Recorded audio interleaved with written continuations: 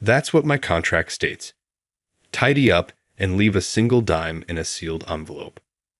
It disintegrated readily in my hands. After 30 years of work, my company is required to pay me this pension. James Anderson, the president at the moment, is the one making fun of me. He was the youthful, second-generation president, and he left me feeling hollow and hopeless. I no longer feel any connection to this company. This corporation no longer values its employees. They have undergone too much change. I just nodded and accepted the packet, saying, "Understood." I immediately went to the room for systems management and erased the data from the company's management system. Although you may find it inhumane, this is a requirement of the contract. I cleaned up in accordance with the contract, just as the president had requested. That is the only thing involved. Hey, I'm unable to send emails. I am unable to access the internal system. What is happening? Moments later, there's a ruckus in the office. The president comes running to me in a panic, looking pale. "Hey Joseph, how are you doing?" Armored, I turned to face him. That was the start of my protracted conflict with the company's second-generation president. Joseph Taylor is my name. I'm 49 years old. I've spent a long time working for the same organization. I've been here since just after high school, making me the oldest employee. In an era where changing jobs frequently occurs, I could be regarded as unique. In my capacity as a manager, I am responsible for system management. Although it might be difficult, I enjoy my rewarding job. Because my juniors have become more capable, I have had less job to do lately. Everything in life has gone well. I apologize, Mr. Taylor. There seems to have been a mistake, but I'm not sure what caused it. Chris Johnson, my outstanding junior, is this person. I turned to look at the screen when he asked. This code is incorrect. This is how it ought to be. Oh, I see. As anticipated, Mr. Taylor. I sincerely appreciate it. Chris smiled brightly, and I couldn't help but laugh. I'll be turning over system management to you shortly. I am depending on you. Oh no, I haven't arrived yet. What topic are you discussing? I'll be 50 years old soon. How do you plan to spend my retirement? You still have over a decade left. Mr. Taylor, you're getting ahead of yourself. Being in his 30s, he hasn't yet realized how rapidly time passes. But until I retire, I intend to put in a lot of labor. After 30 years of work, my company is required to pay me this pension. Systems research is moving at a fast pace, and I will soon lag behind if I don't continue to study.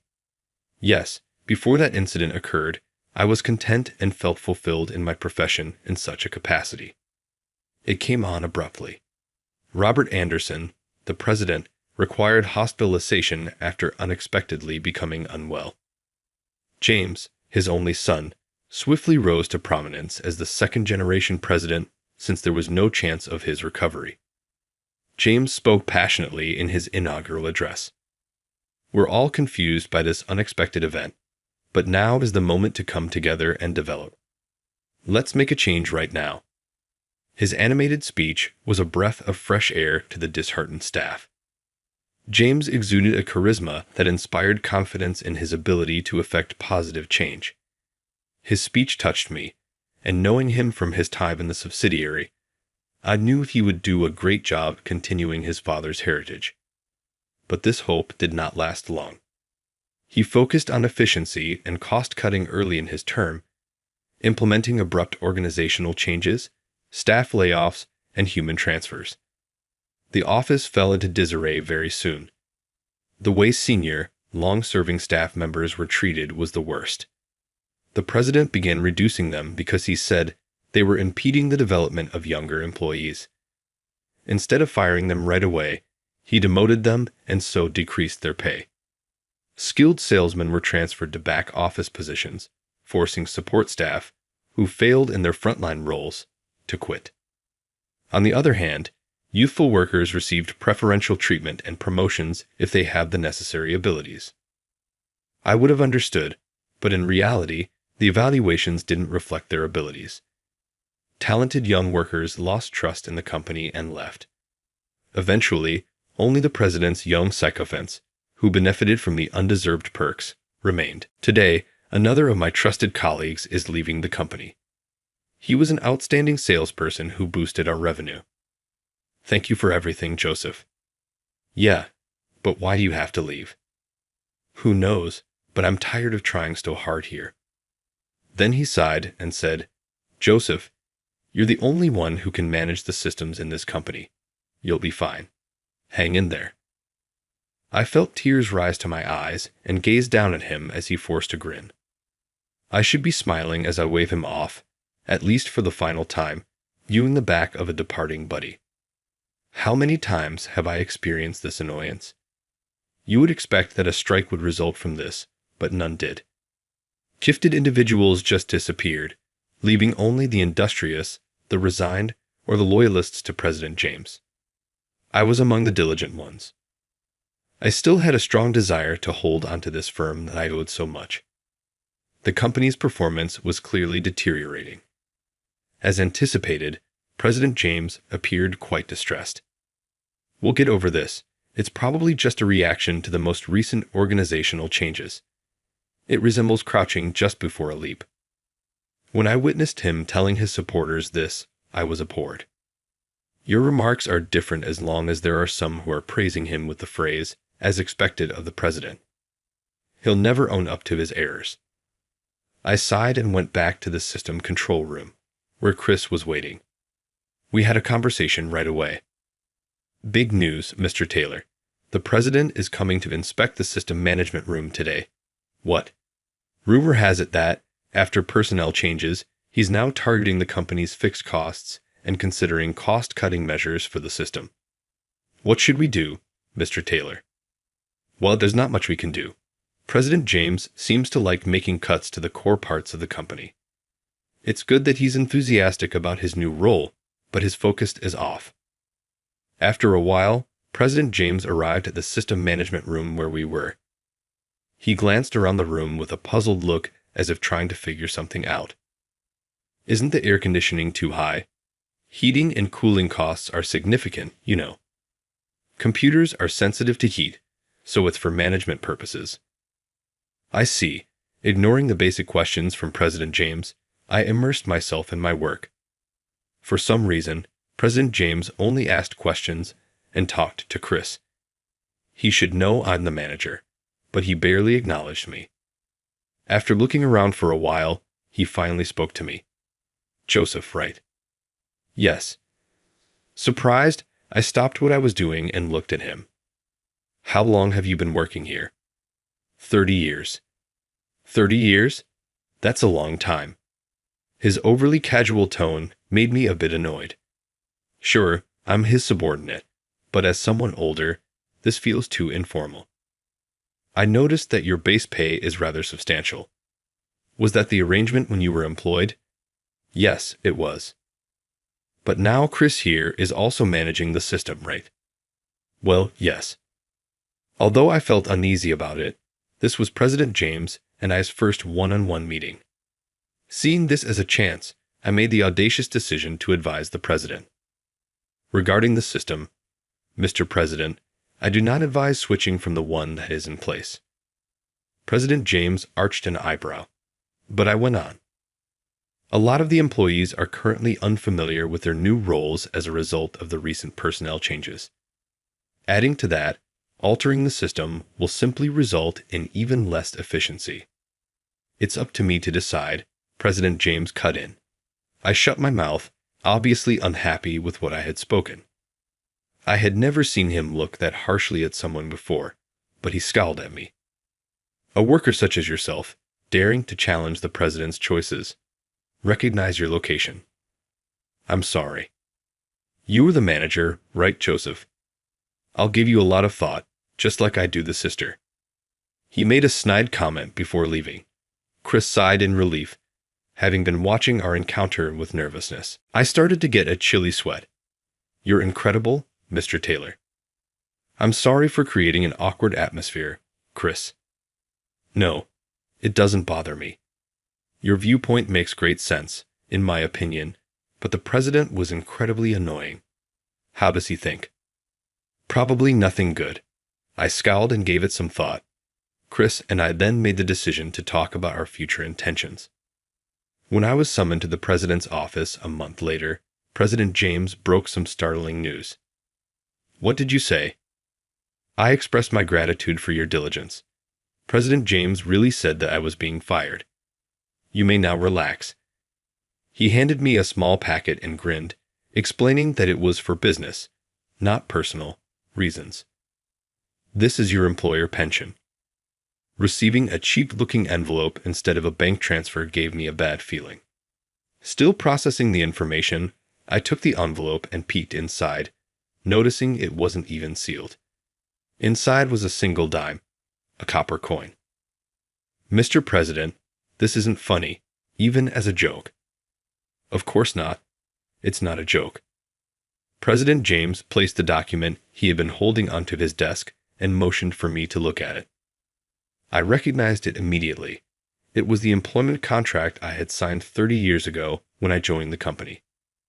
President James tapped a specific section with his finger. See here? It says your employer pension is 10 cents. My eyes widened in disbelief. Next to the section about employer pension, which stated employer pension provided, someone had handwritten 10 cents, clearly written in ballpoint pen. President James traced over it triumphantly. I didn't write this. It was already there. It's an amusing note, isn't it? But you without a doubt signed and stamped this contract, didn't you? This is. I opened my mouth to protest, but President James cut me off again. It's according to the contract. Clean up and leave. His expression told me that arguing was futile. I was probably marked for some time. I represented the kind of long-serving employee President James wanted to push out. The reason I hadn't been targeted yet was because I managed most of the company's systems. However, after his last inspection of the system management room, he must have decided that Chris was capable enough. It's also easy to guess that my advice back then hit a nerve. What a childish and narrow-minded president. A company with a president like this has no future. The faces of my colleagues who were forced to leave before me came to mind. I understood. I smiled and left the president's office. I stuffed the thin envelope into my pants pocket and headed straight to the system management room. I talked to Chris there, who was standing by. Now was the time to carry out the plan, Chris. So it came to this. All right, I'm ready. Chris and I took a seat at our PCs and erased every management system in the organization. Building a system is difficult, but it can be dismantled quickly. After a while, I heard terrified screams coming from different parts of the workplace when I carefully opened the door to the management room. Hey, I am unable to send emails. I'm unable to access the internal system. What is happening? The staff was overwhelmed and powerless to intervene. President James hurried over to me, pale and distraught. Joseph, what did you do? He said something casual to me in his stress.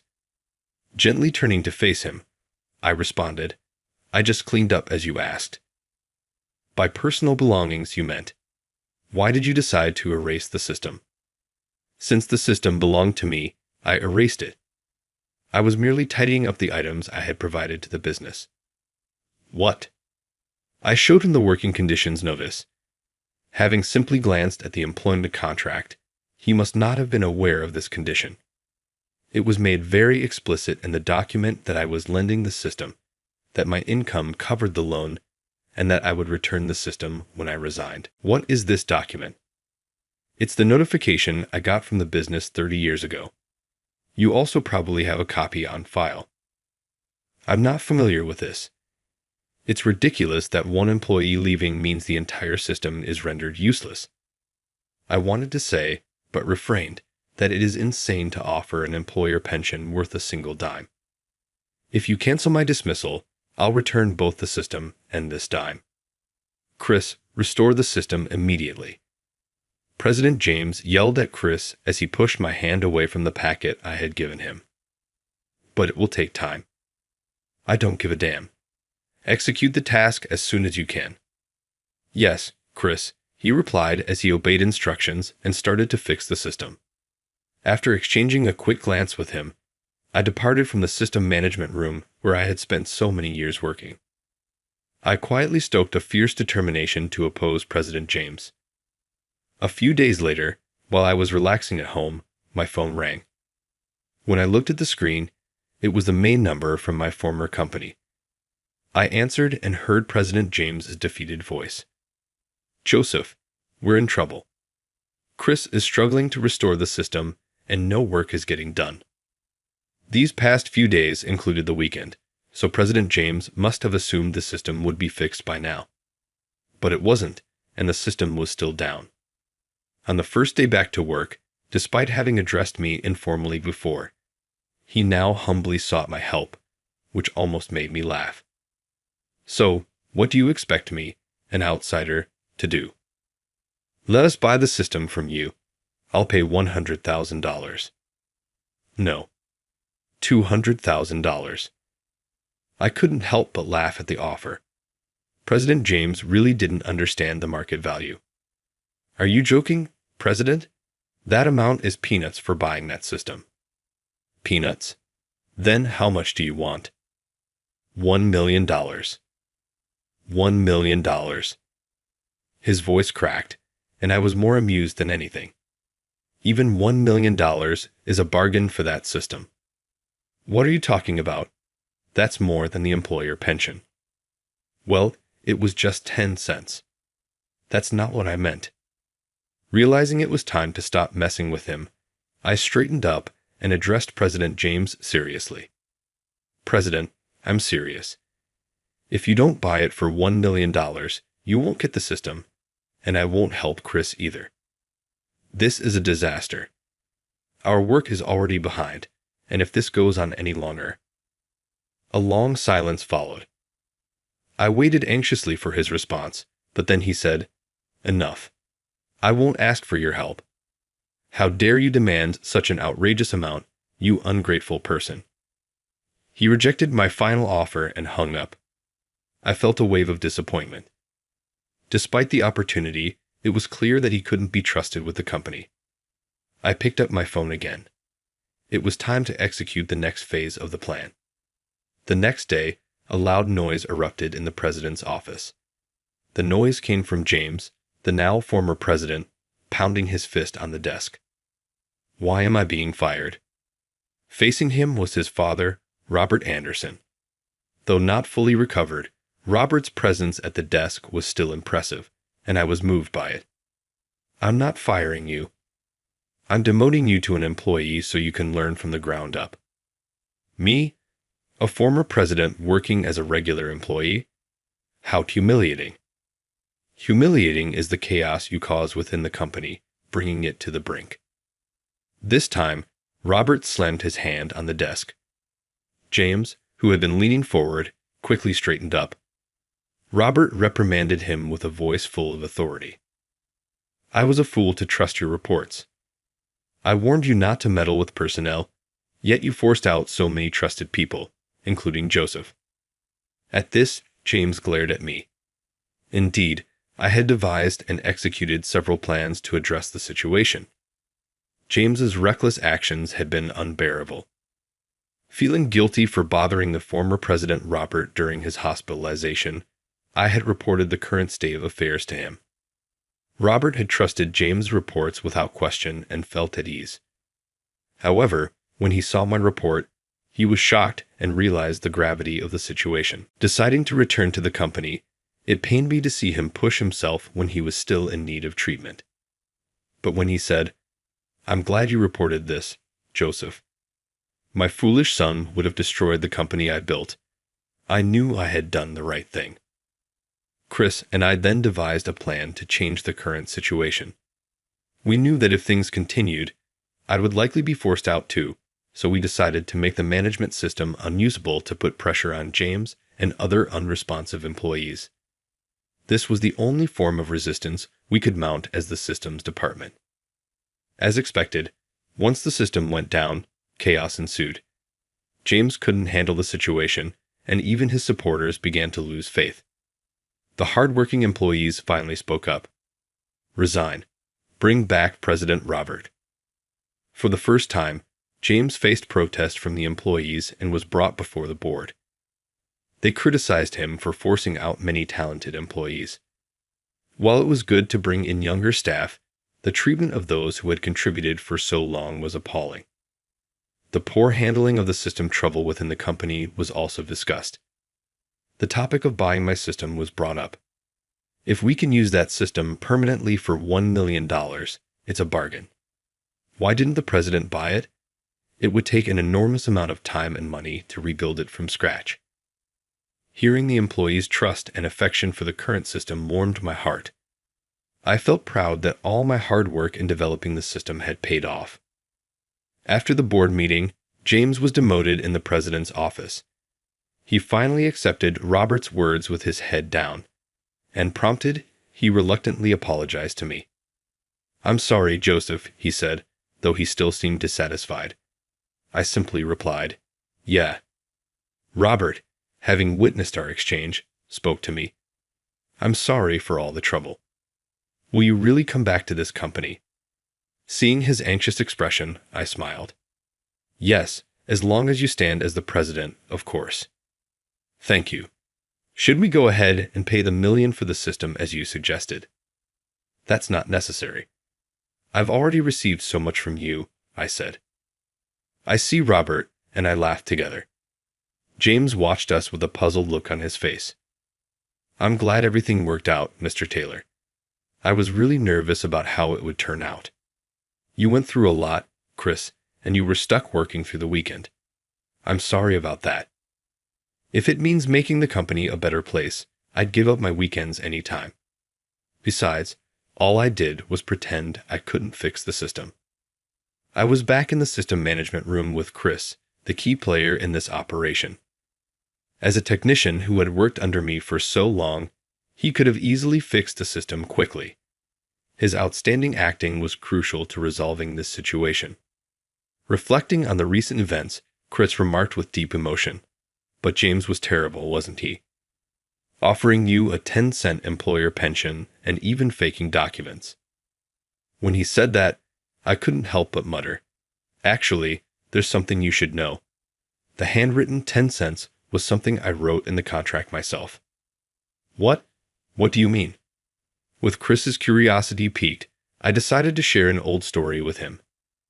It was a story I had never told anyone before, about my younger self and the young president. Back in the day, I was a recluse during middle and high school. I couldn't fit in at school and had trouble communicating. I shut myself in my room and immersed myself in system development, tinkering with my beloved computer. I created original source codes and built my own systems.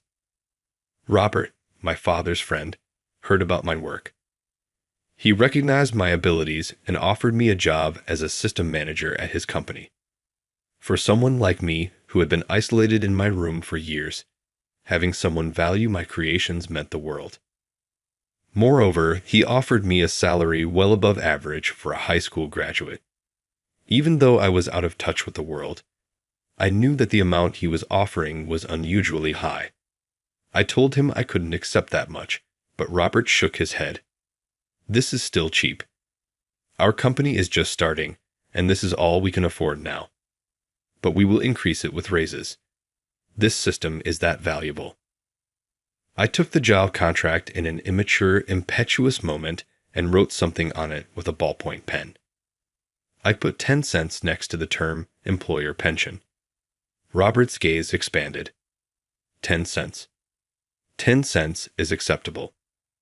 I feel bad taking extra money when I leave because I am paid so much every month. This was my suggestion when I was a young student. Though he presumably wanted to chuckle, Robert instead gave a soft grin and continued, "Let's think of this system as a loan to the company. I'll include that in your work contract and provide you with a document later on. You are free to return the system when you depart, but we will buy it right away. Wouldn't that be the employer's pension? Ah, you noticed that. You are incredibly intelligent. His belly chuckle brought me relief. I made the decision to follow him for the rest of my life when I started working there. He was the one who saved me and got me back into the light. Chris inhaled deeply once I had finished this story. So that's what happened with you and the president. Yeah, but I never expected that contract to resurface because of James. Speaking of James, he quit the company not long afterward because he could not bear to be an ordinary employee after serving as president. Along with a friend, he founded his own business, but Robert pointed out that they were having financial difficulties and that things didn't seem to be going well. Robert had numerous obstacles even when he recovered completely and returned. I hoped James would not disturb his dad anymore. Robert said forcefully, "I have to throw him into the valley, just like the lion did." James seemed so driven that I had a sneaking suspicion he wouldn't accept assistance even if he ever asked for it. He had, after all, made the decision to quit the company first. Now that the old president was back, the business was beginning to rekindle its original enthusiasm. To make up for the lost time, Chris and I put a lot of effort into creating a system that is easier to use. I got some unexpected news when I went to the president's office one day. "What? Do you wish for me to work as an executive?" "Indeed. You are my right-hand man now that everything has happened. Eventually, I want you to hold the position of executive vice president. I'm hoping you'll collaborate with me going forward." Executive vice president? My body stiffened as a wave of responsibility washed over me. Taking on an executive role entails managing the entire organization. I would be the president's right-hand guy in my role as executive vice president. Is taking on a role like this really acceptable for someone like me? With his soft eyes as usual, #Robert seemed to perceive my concern. "The next generation is ready, isn't it?" he said to me. "Yes, I'm sure Chris can handle it." "Therefore, no issue exists. Let's get the shareholders meeting ready. Additionally, the executive appointment contract needs to be prepared." Robert and I looked at one another and laughed at the utterance of that word. "Make sure you don't write 10 cents on this one." "Oh, please, hurry up." I refused to. Warmth filled the room as we laughed together. Could I, as an executive, bring back my sad-looking colleagues? I felt hopeful when I left the president's office after having that notion. I was really happy that I had defended this company at the time. I was able to come out of my private life and find happiness under the open sky thanks to this company. Although a contract is merely a piece of paper, it connects people, not just myself in the future, but also other people, through time. I'm moving forward for the first time, feeling a fresh breeze.